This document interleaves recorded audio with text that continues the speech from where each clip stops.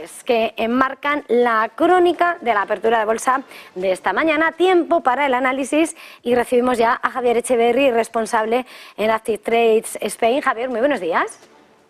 Muy buenos días, Eva, ¿qué tal? Más optimistas porque la bolsa lo dice. ¿Dónde tiene que fijarse el inversor?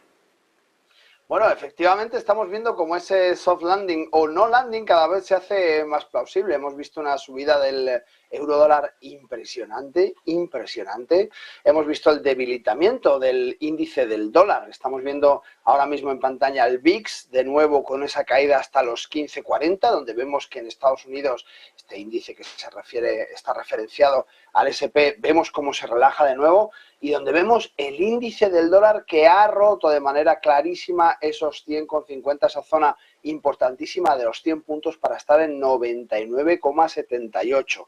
Hacía, pues fijaos, desde abril del 22 que no estaba en cotas similares, y por tanto esto lo que nos dice es que bueno, el proceso de desdolarización del mundo parece que empieza a afianzarse, que las CBDCs cada vez son más importantes. Has dado esta mañana esa noticia de la puesta a punto de la primera prueba del rublo digital y de todo lo que quiere hacer Rusia. Bueno, pues la parte digital de la economía parece ser que cada vez toma más fuerza, y en definitiva, bueno, pues tenemos al dólar cediendo temporalmente, creo yo, parte de su espacio, y por tanto, bueno, lo que tenemos que hacer, más allá de plantearnos si va a haber un soft landing o un hard landing o no landing, que es imposible adivinarlo, lo que tenemos que hacer es seguir el precio.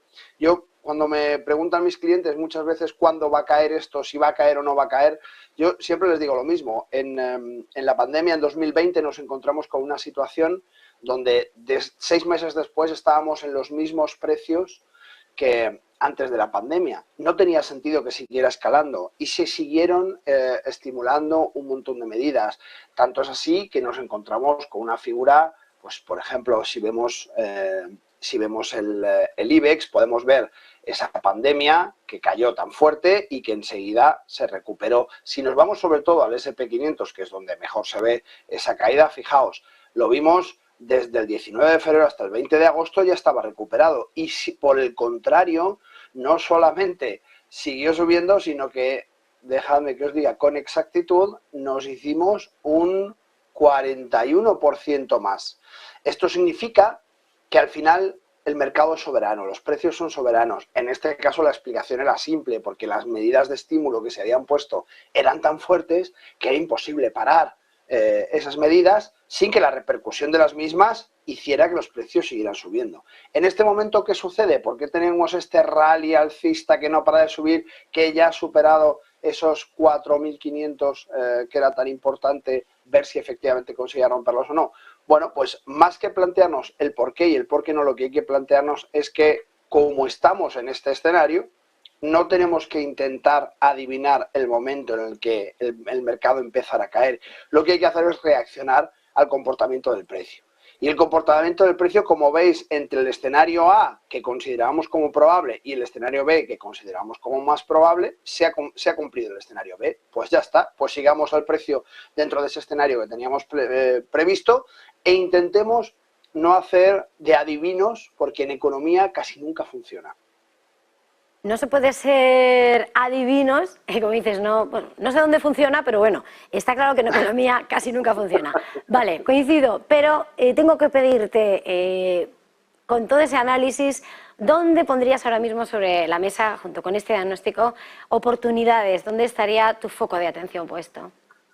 Pues ya sabéis que a mí me gusta siempre desvelar o destapar oportunidades menos obvias o menos evidentes. Y si nos vamos al Nikkei, fijaos el crecimiento tan bestial que ha tenido. Estamos viendo un gráfico de este Nikkei desde, digamos, los máximos más relevantes que tuvimos en septiembre del 21. Teníamos un comportamiento lateral bajista claramente marcado, y hemos visto este 12 de mayo una ruptura. Vamos a acercarnos a esa ruptura para ver exactamente cómo se ha producido, puesto que esto es importante y podemos técnicamente tener una idea de qué es lo que ha sucedido. Si os fijáis en esta ruptura de estas 3 velas diarias fuertes, caen, se apoyan sobre el mismo soporte ya, que antes era resistencia, y a partir de ahí afianzan esa subida. Bien, actualmente vemos que toda esta subida ha tenido esa corrección. Vamos a ver estas zonas de precios ahora mismo en máximos.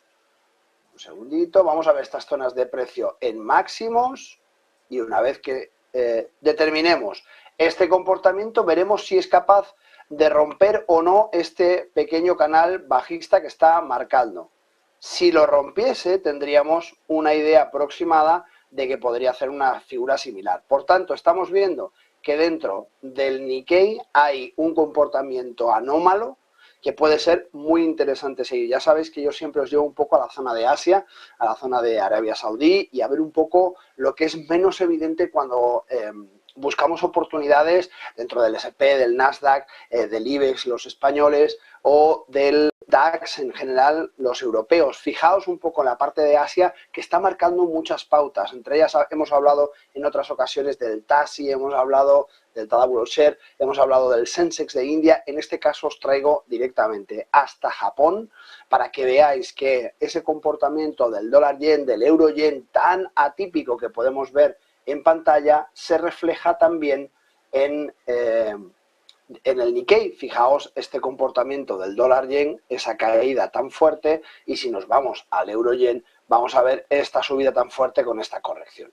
Por tanto, lo más importante ahora mismo después del euro dólar es fijarnos en las correlaciones que nos trae la parte de Asia, como acabamos de ver claramente dentro de estos índices asiáticos, en este caso concreto, pues hablando del Nikkei, aunque podíamos perfectamente hablar del Hansen y ver que el comportamiento del Hansen no ha sufrido esa corrección, ese crecimiento que hemos visto en el Nikkei, y por tanto podríamos esperar ver movimientos bastante más bruscos. De momento seguimos lo que hace el precio, nos comportamos en base al movimiento del precio y estamos atentos.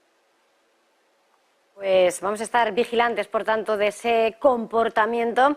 Gracias una vez más, Javier Echeverri, responsable de Active Trades Spain. Ha sido un verdadero placer. Vigilaremos también ese comportamiento del Hansen. Gracias, feliz jornada, feliz negocio. Igualmente, muchísimas gracias. Buen día, Eva.